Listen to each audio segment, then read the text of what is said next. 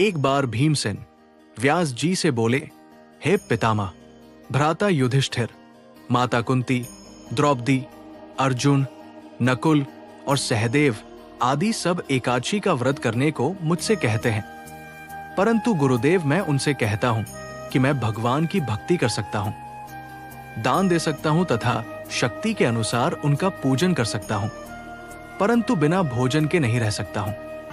ऐसा सुनकर व्यास जी कहने लगे, हे भीम, यदि तुम नरक को बुरा और स्वर्ग को अच्छा समझते हो तो प्रत्येक महीने की दोनों एकादशियों को अन्न का त्याग किया करो। इस पर भीमसेन कहने लगे, पितामह, मैं तो पहले ही कह चुका हूं कि भूख मुझसे सहन नहीं होती।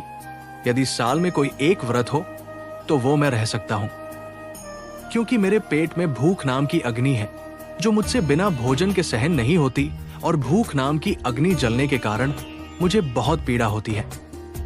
भूखे रहने में और बिना भोजन के वो अग्नि शांत नहीं होती है, इसलिए पूरा उपवास तो क्या, एक समय भी बिना भोजन के रहना कठिन है। अच्छा, आप मुझे ऐसा कोई व्रत बताइए जो वर्ष में एक बार ही मैं करूं और उस व्रत के प्रभाव के कारण मुझे स्वर्ग की प्राप्ति हो जाए। ऐसा सुनकर व्यास जी कहने लगे, हैं भीम, बड़े बड़े ऋषियों ने बहुत अच्छा व्रत आदि बनाए हैं, जिनमें बिना धन के थोड़ी परिश्रम से ही स्वर्ग सुख की प्राप्ति हो सकती है। इसी प्रकार शास्त्रों में दोनों पक्ष की एकादशी का व्रत मोक्ष के लिए रखा जाता है। व्यास जी के वचन सुनकर भीम से नर्क में जाने के नाम से भय से कांपने लगे और कहने लगे, अब मैं क्या करूं? मास में 2 व्रत मुझसे नहीं रहा जाएगा, परंतु हाँ, साल में एक व्रत करने का प्रयत्न अवश्य कर सकता हूं। आत साल में एक दिन व्रत करने से यदि मुझे मुक्ति मिल जाए तो हे गुरुवर, ऐसा कोई व्रत हो तो मुझे बताइए। इस पर गुरुदेव व्यास जी बोले, वृषभ और मिथुन के संक्रांति के बीच ज्येष्ठ मास शुक्ल पक्ष की एकादशी आती है, उसका नाम निर्जला एकादशी है। तुम उस एकादशी का व्रत करो, और इस एकादशी के व्रत में स्नान और आचमन के सिवा जल वर्जित है। आचमन में 6 मासे से अधिक जल नहीं होना चाहिए, अन्यथा वो जल मद्यपान के समान हो जाता है। इस दिन भोजन नहीं करना चाहिए, क्योंकि भोजन करने से व्रत नष्ट हो जाता है। यदि निर्जला एकादशी को सूर्योदय से लेकर द्वादशी तिथि के सूर्योदय तक जल ग्रहण ना करे तो उसे सारी सदस्यों का फल प्राप्त हो जाता है।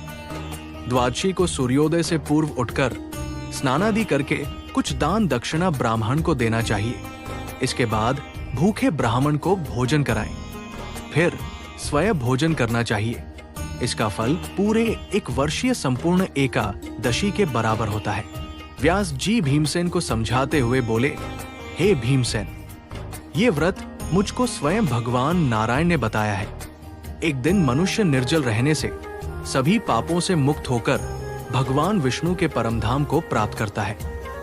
जो मनुष्य निर्जला एकादशी का व्रत करते हैं, उनकी मृत्यु के समय यमदूत उन्हें नहीं ले जाते, बल्कि भगवान विष्णु के पार्षद पुष्पक विमान में बैठाकर स्वर्ग ले जाते हैं। आत संसार में सबसे सर्वश्रेष्ठ एकादशी का व्रत है, इसलिए यत्न के साथ इस दिन व्रत करना चाहिए।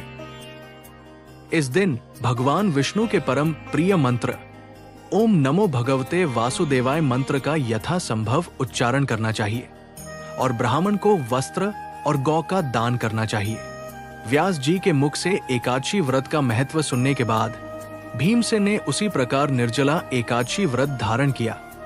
इसी कारण इस निर्जला एकादशी को भीमसेनी एकादशी पांडव एकादशी के नाम से भी जाना जाता है। निर्जला एकादशी व्रत करने से मनुष्य सभी पापों से मुक्त हो जाता है, और इस व्रत को धारण करने से पूर्व मनुष्य को प्रार्थना करना चाहिए कि वह अपने सभी पापों से मुक्ति पा सके और मुक्त हो जाता है।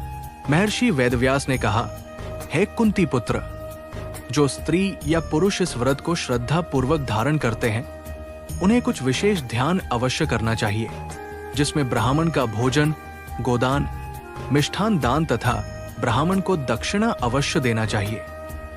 जल से भरे हुए कलश का दान अवश्य करना चाहिए। इस दिन जूता, छाता इत्यादि का दान करने से मनुष्य के जीवन में सुख की प्राप्ति होती है तथा मृत्यु पर्यंत भगवान विष्णु की कृपा प्राप्त होती है। इस कथा को पढ़ने एवं सुनने वाले की संपूर्ण मनोकामनाएं पूर्ण होती है।